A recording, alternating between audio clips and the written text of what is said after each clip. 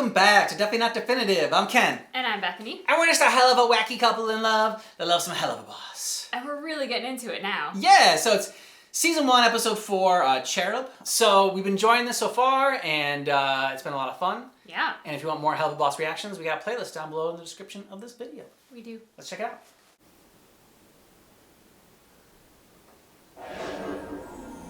Well, howdy, I'm Cletus. Welcome to heaven.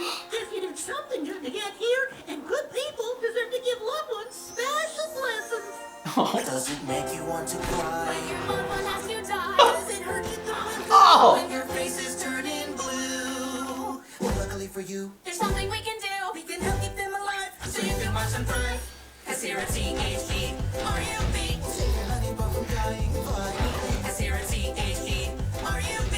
No, we never even ask a fee. Because good people spread the love. And we're here for all of us. And we'll pay the rent for you. And the heavy lifting too. So sit right Oh! let us Bless our soul for you. Oh, we are the THG. Excellent, babe. Give me another Mox. Give me another. Not feeling it. Next. I like I got the old antenna TVs. Keep going, keep going, keep going. I say, are you looking to get work making crazy contraptions and goofy gadgets? Well, call me at Wacky Wally Wackford's Wacky Idea Factory, where you make the Tunes. things and I make the money. Please, I'm very desperate. Bingo. Oh, you're on a roll, sir. Guys, do you feel that? Oh shit, is that a hell shake? That's possible. All right. Don't panic, Moxie. I'm not panicking because hellquakes don't happen. Stop getting hysterical, fatty. Do not be afraid. And please tell me you got that insurance Means thing. eating twins. Who are you and what do you want? Got a twin? Dastardly inventor of all things loopy and loopish. Could've just used the door, dude. Doesn't need to be this whole thing. I am eccentric and must therefore do eccentric shit. Now, this old fuck reeks of the living world. Did you just die? Yes, moments ago, in fact, which is what brought me here. Just saying. The front door would have gotten you here fine. Shut up! That's the man I'm gonna need you to kill! Not even a shit's length of time in hell and already plotting revenge. I can respect a man with that sort of passion. I'm Blitz, the O is silent. What? Oh! Oh, thank you. Now, what's the tea, sis? The tea? Guys, help! Yeah, why are we killing this guy? I mean, what did he do to you? Housing! He was my business partner! You see, I was not always an old man. My partner Lyle and I ran Lyle Very Lupi true. Robotic Dramatic reading. Technological Empire. Earlier today, we were testing a new machine intended to stop or reverse the aging process. The age of It could fire. have saved all 3 trillionaires. Unfortunately, we neglected to test the machine on the poor, like we usually do. We were too sure of our On the own poor. genius, but the machine was accidentally set forward. By the time we managed to get out, it was too late. At least for me. Oh.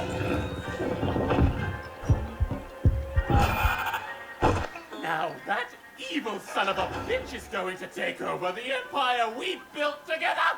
Without me to share it with, he'll make all the goddamn money in the world and become the 4th trillionaire and get all the credit. Yeah, that's not really evil. It's evil towards me. Everything is going dark. Now get your crimson asses up above and send that heartless, no good son of a bitch to hell where he belongs. You do know, Poopty. Poopty! Of course, of course. If we do kill him, though, and he ends up down here, you know, you will be stuck with him. Forever. Oh, trust me. I'm counting on it.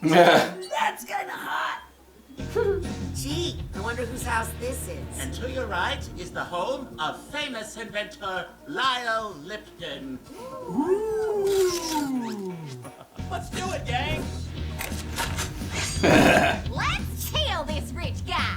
And here you'll find 3 tacky stalkers about to attempt a murder. Things like this can happen to famous people all the time.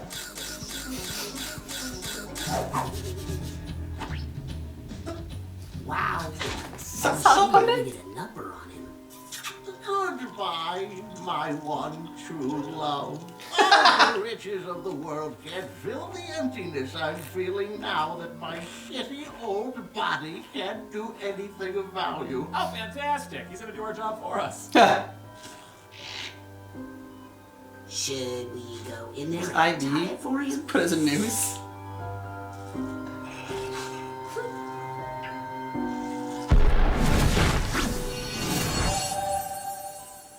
Stupid cherubs.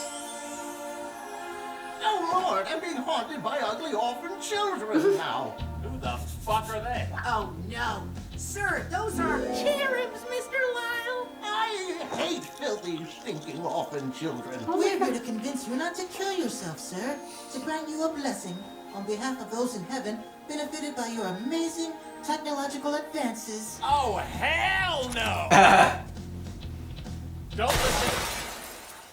Lyle Lipton, it is our humble opinion that you should continue the process to commit die. I mean, what do you expect to do with all this money now you're old and gross? Is that a serious question?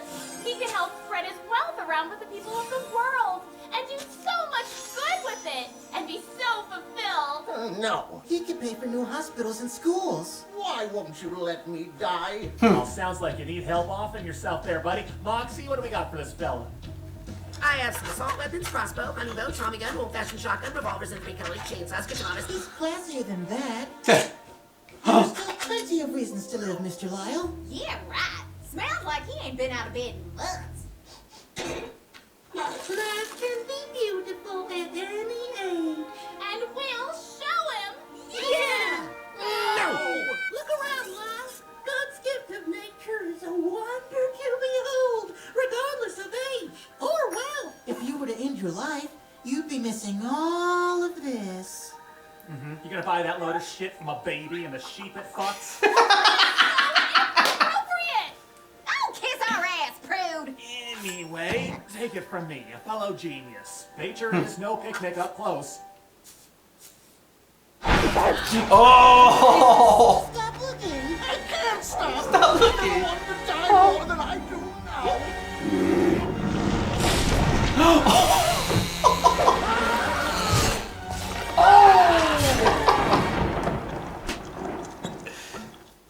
Let's check out someplace else. Oh Lord, where are we now? Oh, let me perish! We're here to show you another thing life is worth living for. Childhood wonderment. Why, look at those sweet disease-ridden vermin. It comes from innocence unspoiled by the burdens of adulthood Craft mind. and their middle-class existence. Such simple joy they have. Aww. It is inspiring. Thank you for Until- showing me this. Hey, dipshit! Wanna see whose lap you're sitting on?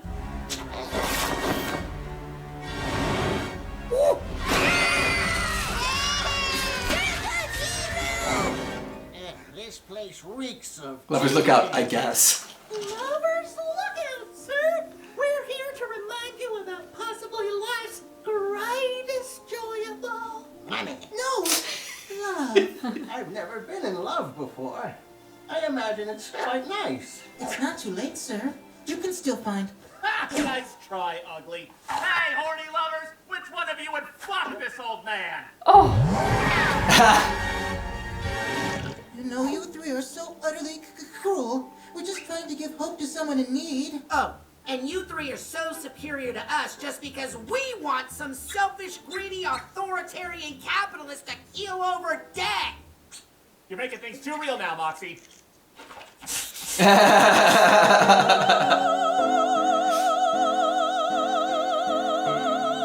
Behold, the wonder of art and music. Something always there to comfort, entertain, and live for. So, how do we make this bad?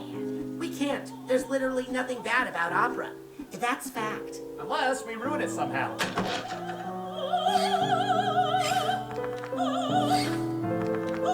He's not very good.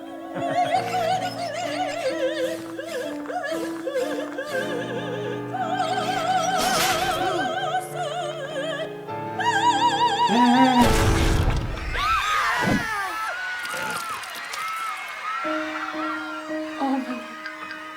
at least we made it bad. I have had it! You three monsters have messed with us enough!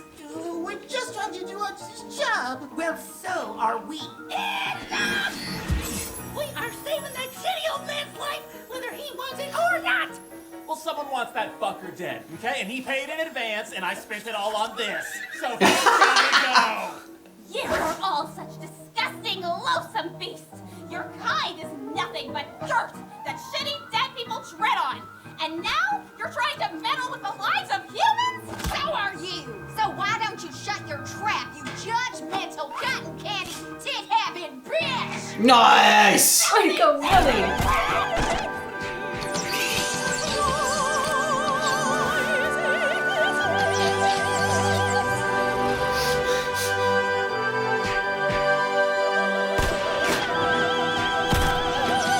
Ooh! Yeah.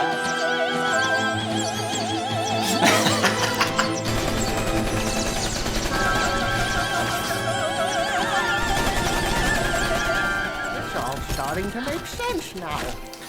Life is worth living because we only get one. We must cherish it. If creatures far beyond this living world are going through these lengths over my life, then certainly it's worth living. Killing myself is not the answer. Plus, I'm still rich. I can just buy all the things. I no longer crave death. Just buy all the things.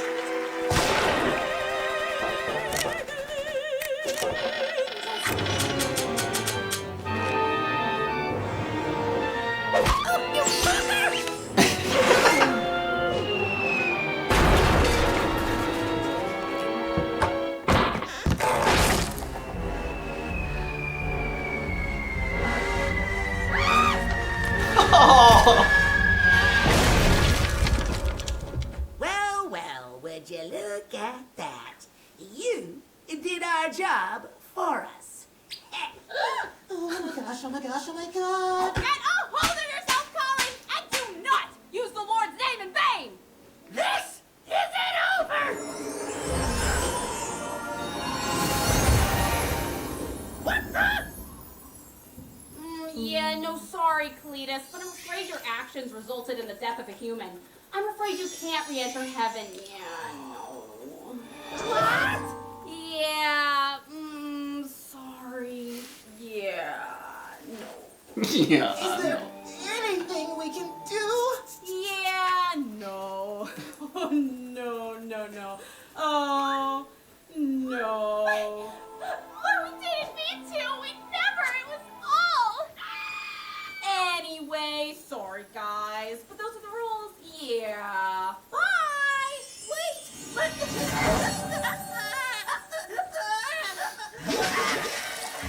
Well, the old man wanted to live again, and we didn't kill him, so we failed. Thanks to those fucking cherubs, he's probably up in heaven now, so it's a shame. All our client wanted was eternal revenge on his business partner, and now the two are forever separated, and now we gotta face the fire of fucking up. Sir, when are you going to tell the client? Oh, I already sent him a text, and we're in good hands. Till you die. Blitz! Helluva! We can explain everything. I was... Oh. Lyle Lipton? I don't understand. We thought you went to heaven. Heaven? You don't make millions in technological advances and robotics by not experimenting on the poor. Oh, you no good, heartless son of a bitch! Thank you for reuniting me with my best friend. The only question now is what do two old genius robotic inventors do now that we're in hell? Did someone say I say inventors? Name's Wally Waxford, and I am looking for creative new people to exploit. I mean, employ. Everyone, stop fucking up my walls! Moxie's gonna have to fix all this shit. Now chill out, Moxie. You could kiss my ass any harder, you'll go right inside me. Satan's balls. First we deal with heaven's table scraps, now this. I guess you can say you have a holy operation here, Blitzo. Get out. I say home. No, I'm serious. Get the fuck out! Where's Stolas? I mean, he was there in episode 2 and he hasn't come back. And yeah, so I mean, like, you know, there's some characters. It's like I've fallen in love with them. I want more of them. I want at least, you know, a little bit of his dirty talk in there. He does, yes. He has filthy talk, for sure. So what'd you think? Really enjoyed it. I think Blitzo's becoming my favorite. Yeah, no, the O is silent. It's just Okay. Blitz. Blitzy. Blitzy. I think Blitzy's becoming my favorite. I love his lines. So, like, I love the relationship between Millie and Moxie. I love how adorable they are.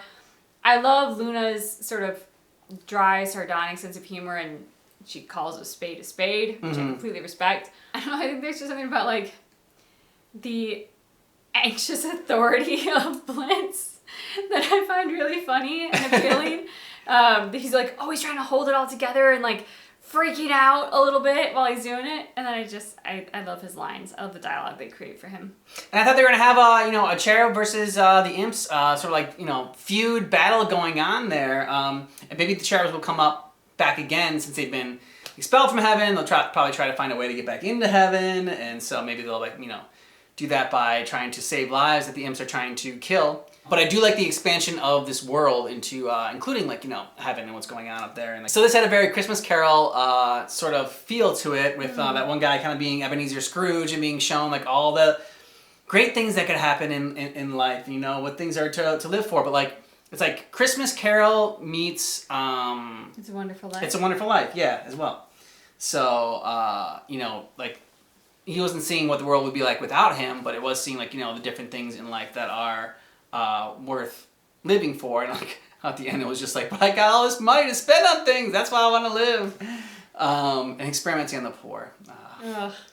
I did love the introduction of the cherubs and sort of that kind of toxic, self-righteous positivity. I mean, because True. Ken and I both try to be positive people. I think it feels better to be positive, personally, but that's what works for me. So I loved when they were in the rafters of the theater and the cherubs have this kind of, like, holier than thou self-righteous speech about positivity and, like, saving a life, and Millie just takes it to them. And I was like, yes, Millie! Boom! I love that moment. Yeah, it's true. You bring up a good point, because, I mean, like, we try to keep things positive on here, because, I mean, there's so much, like, negative stuff on the internet. Just, you know, it can be, like, a very negative place, and, you know, it's supposed to bring us all together, and it kind of, like, at some points it kind of feels like it tears us more apart. We don't necessarily walk around, like, with, you know, sunshine up our ass, like, like it might appear on this channel sometimes. And I think toxic positivity is a real thing. Yeah. But I think what makes positivity toxic is when your lifestyle of positivity is utilized to judge others or to prop yourself up above others. There have been some commercials that I've seen recently, and I think it's for, like, a therapy app, but I honestly don't remember. But they talk about things like, oh, if you're depression, like, oh, you can get over that, just go for a walk. Like, that's toxic positivity, because depression is a real thing, and just assuming that because you feel better from going for a walk that somebody else will feel better from going for a walk is not helpful at all. You know, and so I think there's a thing of, like, approaching your life because it is what works for you and feels good for you, and recognizing that is what that is and where that belongs, versus trying to impose it on others, which, generally speaking, whenever you're trying to impose something on others, be it politics, religion, lifestyle, sexuality, like, never gonna work. Imposing on others is not gonna work. The best thing you can do is let people find what works for themselves, and if it happens to align with what you were hoping for, well then, yay, sunshine and roses. But if not, then you gotta accept people for who they are. Yeah, and but bring up a good point. Like, I've actually dealt with depression on 2 different levels. I've dealt with it once on a chemical level and once just on a like, emotional level. So, like, it kind of happened, like, almost back to back. So one of them was just, like, you know, drinking and partying too much in college or whatever, and, like, it gets you, like, really dehydrated and messes with your serotonin levels, and it was a weird sort of, like, feeling of just being, like, not getting joy out of anything. And, like, I did try to do the like okay, I gotta go work out and just get the serotonin levels up and everything like that, but it wasn't that easy. Like you'd be watching something, like I'd be watching baseball and then get depressed about baseball, being like, these people's careers are over at 30 and then they have nothing to look forward to in the rest of their lives, and getting invited to a barbecue and thinking in your head, just being like, what's the point of a barbecue and going and hanging out with friends? It's all so trivial. Thoughts that I just don't normally had ever entered my head before. So that was a weird sense. And then emotional depression came when my dad had passed away. And so there was 2 different ways to sort of handle it.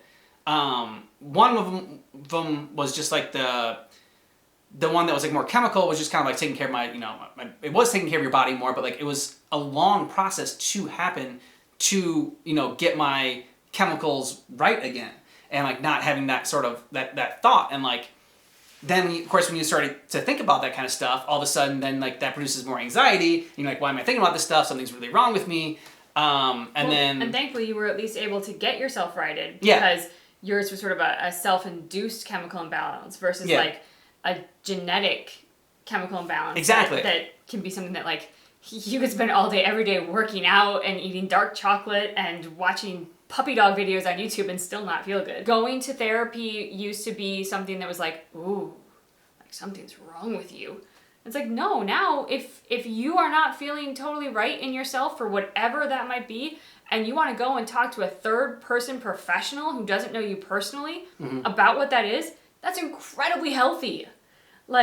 Don't necessarily talk to your friends or your lovers or all the people who are going to have something maybe invested in you or a personal opinion about you. Go to the third party person who actually has a doctorate in this stuff and be like, hey, so I need to figure some stuff out and I don't know how to do it by myself. And that's normal. That's healthy. Yeah, I think that was well said. So, sorry we went off kind of on a tangent there about it, but that's good entertainment. That's good art, where it makes you think about different things and kind of go off on these thoughtful conversations, and hopefully you enjoyed it a little bit. But we're going to continue with Helluva Boss, and they won't always be all these serious conversations. No. And hope you enjoyed our reaction to Cherub, Season 1, Episode 4 of Helluva Boss. Just keep in mind that our reaction is definitely not definitive.